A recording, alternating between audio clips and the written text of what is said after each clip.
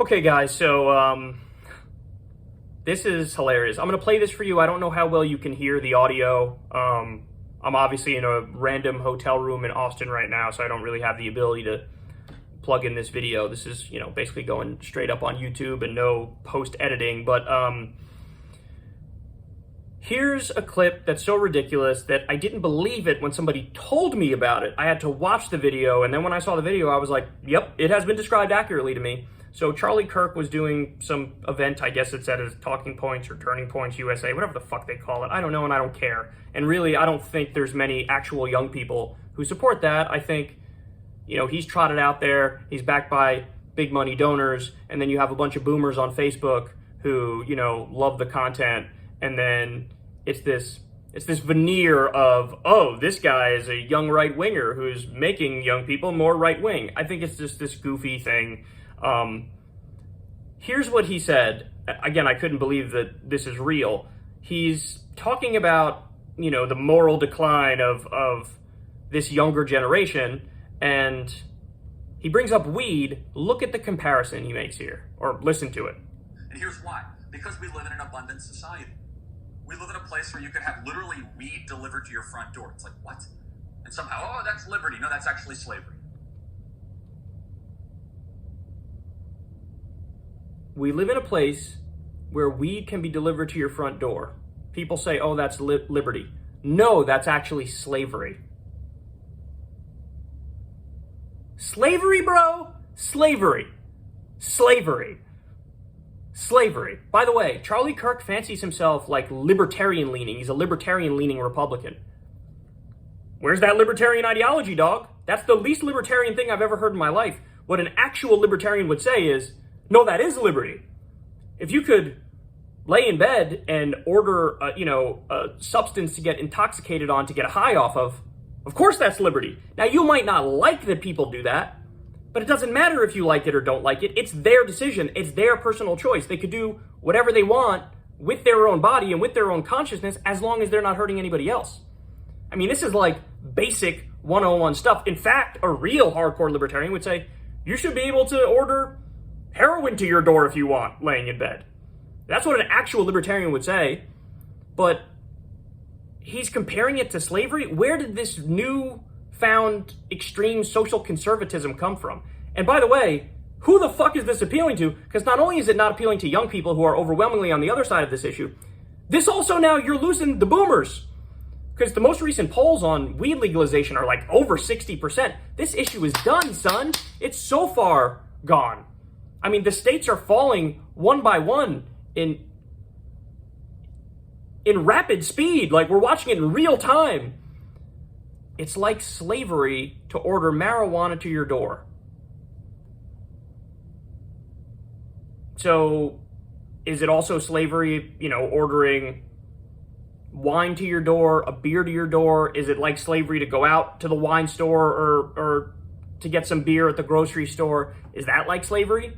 Make a list of the things that are and aren't like slavery. Is it like when Ben Shapiro made the very famous argument of, you're making my wife a slave, or you're making all doctors slaves by having a single-payer universal healthcare system like almost every other developed country in the world? Every developed country has one version or another of universal healthcare. Many of them have single-payer healthcare. Is that what it is? All those doctors are slaves? It's not just a question of like, hey, where's the funding coming from? Is it coming out of the pockets of individuals, or is it coming through taxes, paid for via taxes? Is it a question of the funding source? No. It's a question of slavery and freedom. He really believes that you can compare it to slavery if you get sick and you get help, and that's just the way the system works, and it's free at the point of service. He thinks that's slavery. As if there's like a gun to the head of the doctors, and they're locked up in the basement in their off hours, and they're kept there and fed scraps.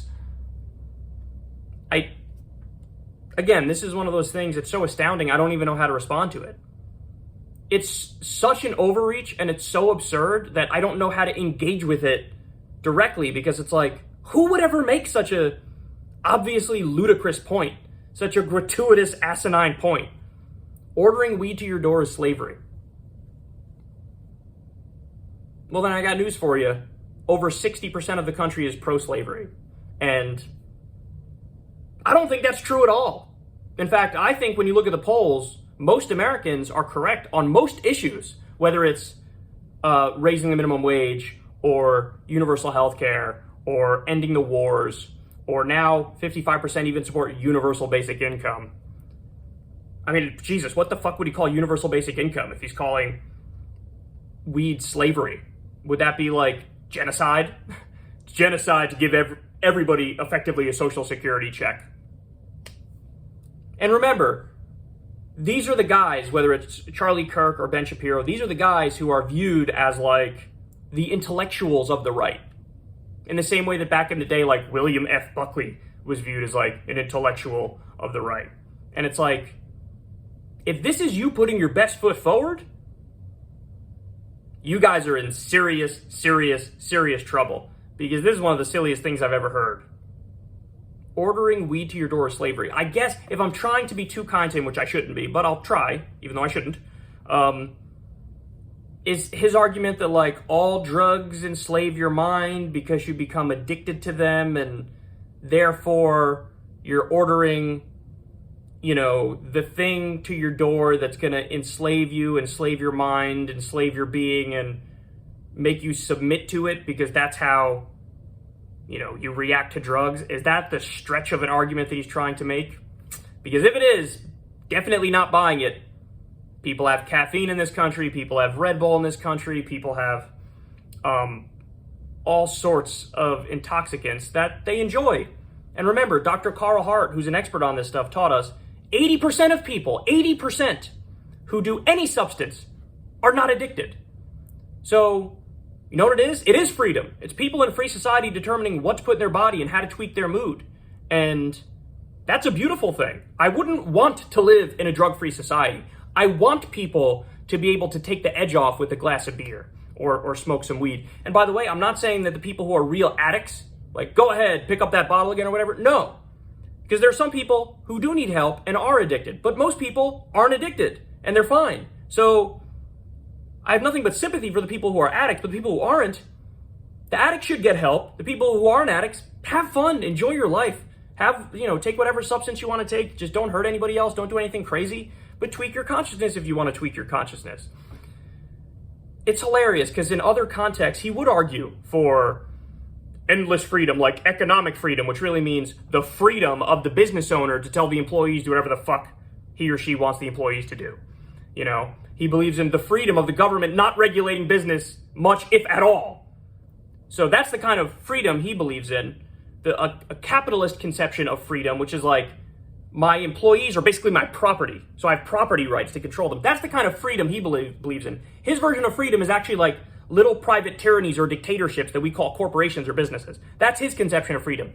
But you, a regular person, being able to put in your body whatever you want, no, that's not freedom. That's slavery, in fact. It's slavery. Can the right stop making absurd slavery comparisons? Please. Please. Whether it's the Medicare for All one or the weed one or whatever next one is coming along. Before you even start, take some advice and stop.